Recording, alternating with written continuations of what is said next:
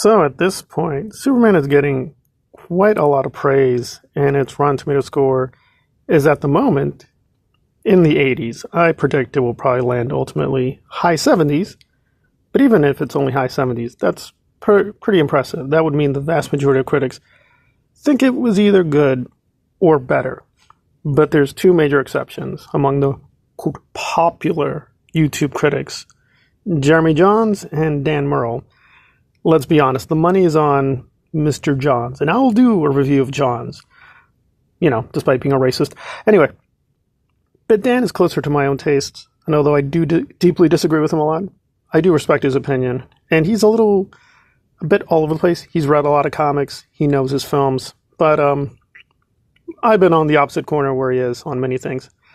But this one, I was like, yeah, I had a hard time disagreeing. I've not seen Superman, but a lot of my fears, he's confirming. He is not saying it's a terrible film or really, really bad, but it is confusing, messy, overstuffed, and really is more like a DCU film introducing the universe. Superman is prominent, but it's not really about him. And again, this is a no spoiler review. We're going to keep it vague, but certain things have to be told up front. So for instance, if you like the Clark Kent character or the persona of Clark Kent, not too much of that in the film. Also, if you are a big Lex Luthor fan, surprisingly, it's not probably what you expect. So if you do want super villainous Lex Luthor, you're going to get that. But in terms of why he is super villainous, the film apparently just skips that over. So there's no real reason he hates Superman. He just hates Superman. So a lot of things are just taken for granted. Like, where did these people come from? Where did those people come from? Who cares? We're already going to get into the film with Superman already doing his job. But one minor caveat, and again, he didn't specify, so it's not fair to speculate, but apparently there's going to be one major controversial change to the Superman canon and Superman mythology. And Dan was like, I'm open to that. But the film let him down because it really didn't explore those aspects. It just had taken the time to develop that story further at the expense of one less character or one less set piece. James Gunn has an encyclopedic knowledge of DC history, which is great for the role that he's in.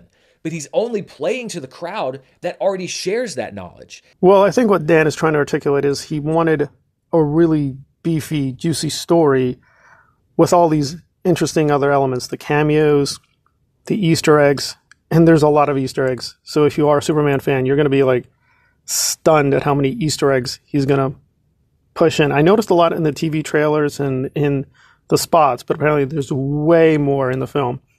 And some of them Dan had no issue with, but he is bringing up criticism that was levied against Zack Snyder with BVS that even if you do like the film and think it's a good film, it is structurally too much, right? We're just getting a lot. We're getting Batman.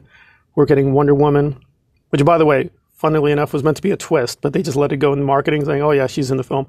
And Doomsday, and then Lex Luthor. None of that is Man of Steel. So we're just getting a ton of things and a ton of plot lines. And I will shock people because I am a Snyder fan, but I actually go with the general consensus that BVS is not a great film. But I would say it is a very interesting, profound film. So it is a good film, but one with many deep problems.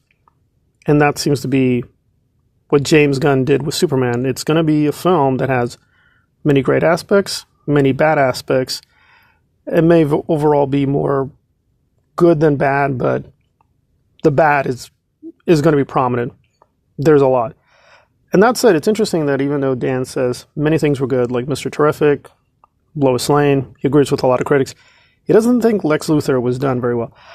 I would disagree there because it depends how much Superman he's read, but there are different versions of Lex. So I'm okay if this version of Lex is fanatically, ridiculously evil, right? And to be consistent, I do appreciate now what Jesse Eisenberg did with his version of Lex Luthor, but I think, like many people, it just came off way too close to the Joker and or the Riddler. And apparently they did it again. We're not really going to be getting Lex as Lex in the comics, but kind of a merger of Lex and the Riddler or Lex and the Joker. And this version just likes to be evil to be evil. Whatever. Okay, but I'm willing to be open-minded because, again, there are different versions of Lex in the canon. They're already there. I get where James Gunn is coming from to an extent. A lot of these things have been done in other movies or explained over decades of comic book storytelling, but I do think that there is a base level of things that we as an audience have to be shown independent of those other media in order to fully embrace this version of Superman. And on that account, I think James Gunn falls short. They sometimes have mixed and matched them too, so I'm willing to be open to that. And I was shocked, though, that he has this interesting critic rating system, which he never had. He actually introduced it a while ago, where I thought he was going to be in the middle with it's fine, but instead he went with not a fan. So, yeah. So he really did not like this. But again, these are his initial thoughts. He's going to do a spoiler review. He's going to see Superman one more time. I have to see it. So I'm very curious. I'm very curious because I'm very nervous. That said, I'm not going to go with a lot of the Snyder fans that think it's a conspiracy that 70 to 80 Rotten Tomato score is bought off. I don't think so. I think Gunn knows what he's doing. He's appealing to, quote, the normal average fans who know a little bit about the Superman myth, know he flies, he has a lot of power, right? He's with Lois Lane. He's pitching it to that audience and some of the hardcore fans. But if you are more like a cinema historian or movie fan and you just want the movie to be good, this may not be for you. This is for people who already love Superman, like Superman, are really into the Superman mythology, like all parts of Superman, the cartoon, Smallville. That's exactly who I am. You will get a kick out of this. But if you are just I just want a good story that happens to feature Superman, you're probably going to be like, there's really not much of a story here. There's really no story at all. This plot is flimsy. What's the point? Yeah, you'll be left out in the cold. This is not for that audience. This is for Superman fan audience that wants to see a lot of highlights of Superman. And we're not going to be getting the origin story. That's just going to be skipped over almost entirely. That is not the point. So I guess cumulatively, is this going to be a good Superman film? I guess you'd probably word it more correctly. This is a good, quote-unquote, good Superman film where essentially he's leading a version of the Justice League. So it's kind of a merger of those two films, and Gunn has smushed them together. If you're comfortable with that interpretation, you'll probably like it. But if you wanted a really great solo Superman film like Man of Steel, this is not it.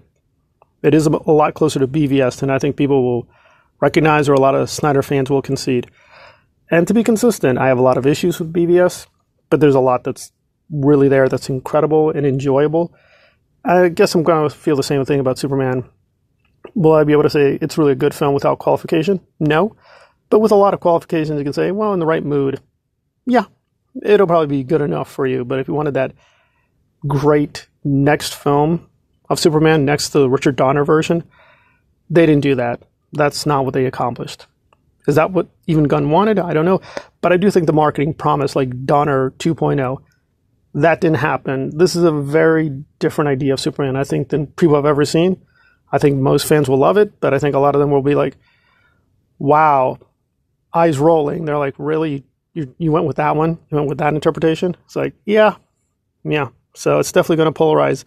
Maybe not half the fandom, but I think a huge contingent is going to be like, this is not for me. This is not for me.